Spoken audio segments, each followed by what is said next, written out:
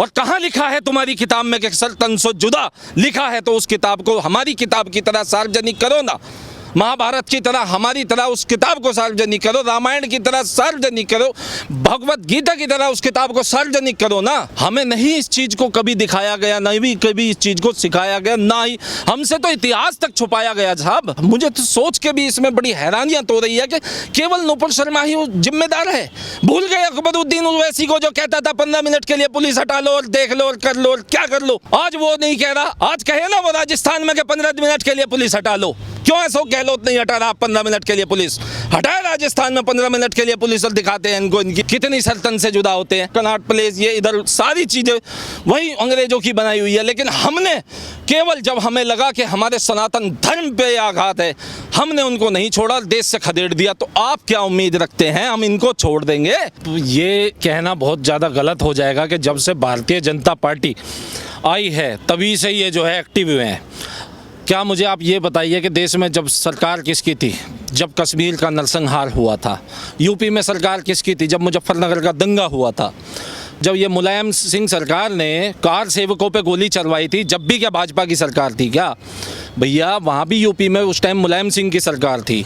तो ये विशेष जो समुदाय है, इनके धर्मगुरु, इनके सिखाने वाले कट्टरपंथी लोग, इन्हें बच्चों को जो ये आज ये मासूम बोलते हैं, उस मासूम बच्चे को वहीं से जब वो पैदा भी नहीं हुआ होता उसे वहीं से एक शिक्षा देनी चालू कर देते हैं कि ये जितने सारे खड़े हैं मूर्ख, ये वैष्णव, ये जो है इनको ये सिखाते हैं कि ये काफिर है। अब वो बच्चा बड़ा होकर के क्या पढ़ेगा साहब, क्या समझेगा और क्या उसका ज्ञान रह जाएगा? उसकी बुद्धि क्षमता को ये वहीं ध्वस्त करके रख देते हैं। उसके बाद इनके नेता ओवैसी का पूरा गैंग, अकबरुद्दीन ओवैसी, इधर से तौकीर रजा और ऐसे नेता, वो कांग्रेसी नेता जिन्होंने खुल के बोला था कि मोदी का गला उतार देंगे, है ना। और तौकीर रजा ने खुद बोला था कि दावत इस्लाम, वही दावत इस्लाम आज एनआईए की चपेट में आ गया है। और हमारे को तो बस हमारा इतना दुर्भाग्य है कि हमारी जो माननीय न्यायालय हैं वो केवल और केवल सभ्य समाज को ही दबाने का यहाँ पे कहीं ना कहीं हमें दिख रहा है कि वो काम कर रही हैं। क्योंकि हमें बड़ी हताशा हुई कि जिस पे न्याय पे जब हमें इतनी, वो कहते हैं ना, एक पिक्चर आई थी जोली एलएलबी, उसमें वो जज साहब का कैरेक्टर करते हैं। वो कहते हैं कि कोर्ट में इतनी बड़ी बड़ी फाइलें पेंडिंग रहती हैं, जब भी कभी देश में कहीं दो लोगों का झगड़ा होता है तो वो आपस में एक दूसरे को क्या कहते दिखाई देते हैं? वो कहते दिखाई देते हैं कि I will see you in the court. हम हैं वो हिंदू समाज, हम हैं वो सभ्य समाज। वो ये नहीं कहते कि सल्तनत से जुदा। और कहाँ लिखा है तुम्हारी किताब में कि सल्तनत से जुदा लिखा है तो उस किताब को हमारी किताब की तरह सार्वजनिक करो ना। महाभारत की तरह हमारी तरह उस किताब को सार्वजनिक करो, रामायण की तरह सार्वजनिक करो, भगवत गीता की तरह उस किताब को सार्वजनिक करो ना। हम भी तो देखेंगे, हम भी तो पढ़ना चाहते हैं। हमें नहीं इस चीज़ को कभी दिखाया गया, नहीं भी कभी इस चीज़ को सिखाया गया, ना ही हमसे तो इतिहास तक छुपाया गया साहब। माननीय न्यायालय से हमें इतनी उपेक्षा होती है कि हम जब भी कोई विवाद होता है तो वहाँ जाते हैं। और एक देश में इतना बड़ा संकट, इतनी बड़ी अंतर्राष्ट्रीय है देश पे आघात, और उस दौर में माननीय न्यायालय ने ये कह दिया। मुझे तो सोच के भी इसमें बड़ी हैरानियां तो हो रही है कि केवल नुपुर शर्मा ही जिम्मेदार है। भूल गए अकबरुद्दीन ओवैसी को जो कहता था 15 मिनट के लिए पुलिस हटा लो और देख लो और कर लो और क्या कर लो। आज वो नहीं कह रहा। आज कहे ना वो राजस्थान में कि 15 मिनट के लिए पुलिस हटा लो। क्यों ऐसा गहलोत नहीं हटा रहा 15 मिनट के लिए पुलिस? हटाए राजस्थान में 15 मिनट के लिए पुलिस और दिखाते हैं इनको इनकी कितनी सल्तनत से जुदा होते हैं। हमारी भी माँ काली 108 मुंडों की माला गले में पहन के निकलती है।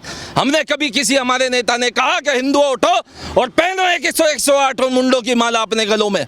नहीं कहा, क्योंकि हम सभ्य समाज हैं और हमेशा न्यायालय में विश्वास करने वाले, संविधान में विश्वास करने वाले। जबकि हम ये भी जानते हैं, मुझे कहना में, लेकिन आज मैं खुल के कहूँगा कि जब संविधान बना था अंग्रेजी भाषा में, उस समय ना मेरे बड़े, ना आपके बड़े, ना आपके बड़े, किसी के बड़ों को अंग्रेजी नहीं आती थी साहब। साक्षरता 1% की थी। हमें नहीं पता था हम पे थोपा क्या जा रहा है। Copy paste. वो बना करके हमें वो संविधान के उसमें मिल जाती। और फिर कोर्ट हमारे देश में आज़ाद होने से पहले नहीं थी क्या साहब? पहले थी, लेकिन अंग्रेजी हुकूमत के तहत थी। जब भी तो उस कोर्ट का हमने विरोध किया था ना, देश की आज़ादी के लिए लड़ने के लिए हमने उसी अंग्रेजी हुकूमत को देश के बाहर खदेड़ दिया था, जो आज इतिहास गवाह है कि वास्तव में हम मानते हैं कि उसी अंग्रेजी हुकूमत ने हमारे यहाँ ये लोहे के पुल और ये उसने ही यहाँ पे विकास किया, ये कनॉट प्लेस, ये इधर सारी चीज़ें वही अंग्रेज़ों की बनाई हुई है। लेकिन हमने केवल जब हमें लगा कि हमारे सनातन धर्म पे आघात है, हमने उनको नहीं छोड़ा, देश से खदेड़ दिया। तो आप क्या उम्मीद रखते हैं हम इनको छोड़ देंगे? हम हर राष्ट्र विरोधी विचारधारा को देश से खदेड़ के मानेंगे। और अब हाथ जोड़ के माननीय न्यायालय जी से एक और अनुरोध है कि एक टिप्पणी अकबरुद्दीन ओवैसी के उस बयान पे भी कर दीजिए जिसने बोला था 15 मिनट में पुलिस हटा लीजिए, हम 15 करोड़ और आप 100 करोड़। क्या मतलब होता है उस बयान का? एक टिप्पणी इस पे भी कर दीजिए जिसने तौकीर रजा ने बोला था कि हाओ हिंदुओं, मोक्ष के लिए केवल और केवल इस्लाम, दावत इस्लाम। तब कहाँ जाती हैं साहब वो टिप्पणियाँ? वो टिप्पणियाँ तब कहाँ जाती हैं? हम सभ्य समाज है, हमें क्या आप दबा लोगे, लेकिन अब हिंदू दबेगा नहीं। तस्लीम रहमानी को क्या कहेंगे? डिबेट में वो भी तो बराबर जो है उकसा रहे थे और उन्होंने ये शुरुआत की थी और उनका जो उत्तर जो है नूपुर शर्मा ने दिया था, न कोर्ट कह रही है, न उसमें कोई डिबेट हो रही है, न विपक्षी लोग कह रहे हैं। आखिर में जो रहमानी है उनका क्या रोल है? देखिए साहब, उनका साफ साफ ये रोल है कि उन्होंने नुपुर शर्मा को प्रोवोक किया और प्रोवोकेशन में दिया हुआ एक्ट केवल और केवल अपोज एक्ट माना जाता है। अभी मेरे को 4 आदमी आकर के, सामने से एक आदमी आकर के कुछ उल्टा सीधा बोले, मेरे इष्ट देवता पे बोले, तो मैं भी वही बोलूँगा नुपुर शर्मा बहन ने बोला था। दूसरा, अब भी मौका है, आप मानिए, समझिए इस बात को कि राष्ट्र विचारी या राष्ट्र विरोधी विचारधारा जो हमारे कुछ सेक्युलर हिंदू भाई हैं, मैं कहना चाहूँगा साहब उन सेक्युलर हिंदू भाइयों से कि देख लो, आँख खोल लो, हिंदू कट्टर हिंदू जाग गया है, तुम्हारे भी जागने का समय आ गया है, वरना वो दिन दूर नहीं है कि ये जो तौकीर रजा ने दावत इस्लाम बोला था वो तुम्हारे घर पे आकर के बोलेंगे दावत इस्लाम। ये जो धर्म ईश निंदा पे जो फिल्मांकन किया जा रहा है उसको किस तरह से लेते हैं? क्या किसी भी धर्म के बारे में जो है गलत बोलना, भले कि आप सनातनी हैं, लेकिन किसी के धर्म को आघात नहीं करना चाहिए, तो आपको क्या मानना है? देखिए साहब, ये हमारा बहुत बड़ा दुर्भाग्य है कि हम एक सौभाग्य ये है कि हम उस भारत वर्ष की मिट्टी से हैं जहाँ पे सभी धर्मों को, सभी संस्कृतियों को बहुत सम्मानजनक तरीके से देखा जाता है, लेकिन केवल उस संविधान की किताब में, ज़मीन पे नहीं। संविधान की किताब में लिखा है कि सब एक धर्म समान है, सब धर्म निरपेक्ष हैं, सब पंथ निरपेक्ष हैं, लेकिन केवल और केवल हिंदू सभ्य समाज को छोड़ करके अदर समाज जो आप देख रहे हैं, हम भी देख रहे हैं, वो और कुछ सेकुलर हिंदू और कुछ, जैसे उस लड़की का नाम क्या था, मनी मेक मलाई, ये अपनी मनी बनाने के लिए मेक पिक्चर बनाते हैं, उसको मलाई को चाटने के लिए, ठीक है ना। तो ऐसे लोगों को ये पिक्चर पहले नहीं आई थी, पीके, आमिर खान, उसने हमारे इष्ट देवताओं को कितना अपमानित किया। कोई हिंदू समाज किसी ने किसी का सर तन से जुदा किया? नहीं किया, बस केवल और केवल अपना विरोध प्रदर्शन और शांतिपूर्ण रैलियों के सब तरीके से किया। पद्मावत पिक्चर आई, जब हिंदू सभ्य समाज ने शांतिपूर्वक ही विरोध प्रदर्शन करके केवल और केवल किसी का सर तन से जुदा नहीं करा और बस केवल शांतिपूर्ण प्रदर्शन किया। लेकिन ये भांड बॉलीवुड मीडिया और भांड बॉलीवुड और इनके भांड बॉलीवुड प्रेस और बाहर बैठे हुए इनके लोग, जैसे एक अमेरिकी कंपनी है अथीस्ट ग्रुप, आप उसको भी सर्च करेंगे तो वो भी सब धर्मों का अपमान करते हैं।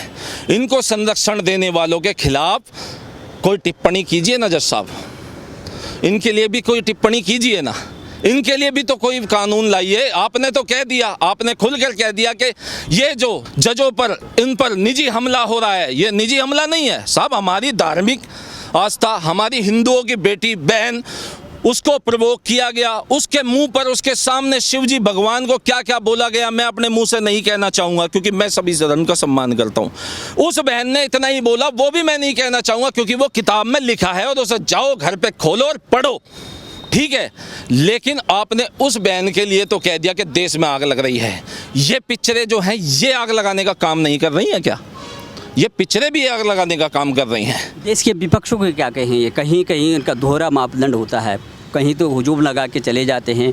अब राजस्थान की घटना है, महाराष्ट्र की घटना है, वहाँ पर कुछ भी प्रतिक्रिया नहीं आती। देखिए, विपक्ष की राजनीति करने वाले, इन्होंने पहले जब मोदी सरकार आई थी 370 धारा हटाई, राम जन्मभूमि पे राम मंदिर बनाया, ठीक है, रामलला जी का उन्होंने भव्य मंदिर बनाया 370, जिसमें सुप्रीम कोर्ट जी का भी बहुत उसमें वो है।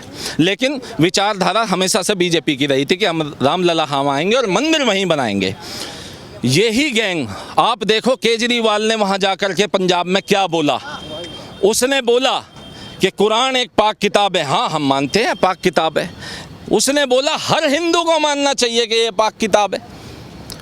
भाई हम मानते हैं ना, लेकिन आप उस जजमेंट को भी तो मान लो जो सन 1983 में जज साहब, दिल्ली के मेट्रोपॉलिटन मजिस्ट्रेट साहब थे, जस्टिस JS लोहार जी, उन्होंने साफ बोला था कि ये कुरान की जो ये 24 आयतें हैं, ये देश में सांप्रदायिक दंगा और तनाव बढ़ा सकती हैं, इन पर कुछ ना कुछ कार्रवाई होनी चाहिए। उस जजमेंट को भी तो देख लो। आपने ले जा करके उसे कलकत्ता की हाई कोर्ट में उसे रिजेक्ट कर दिया, वहाँ जा करके। तो भैया सबकी की सब पावर आप जज साहबों के हाथ में। आप कुछ तो देखो, कुछ तो देखो। एक सभ्य समाज किसकी गर्दन उतारने चलता है? आज कन्हैया है, कल वो है, परसों मैं हूँ, फिर आप हो। कब तक कोई सहेगा? अब नहीं सहेगा। अब देश का हिंदू जाग गया है और अब मुंह तोड़ जवाब देगा।